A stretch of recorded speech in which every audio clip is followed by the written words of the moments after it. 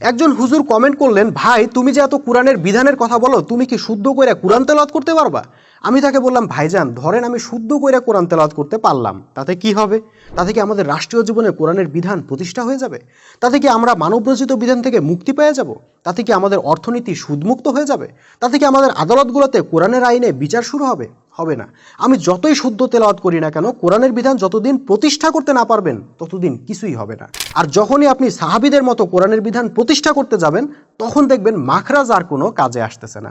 তখন কি লাগবে জানেন? তখন জান ও মাল দিয়ে সংগ্রাম করার হিম্মত লাগবে, সাহস লাগবে, সবর লাগবে, কুরবানি লাগবে, চরিত্র লাগবে। সেইগুলো আমার মধ্যে আছে কিনা ওইটা চেক করেন, মাখরাজ চেক করার দরকার নাই।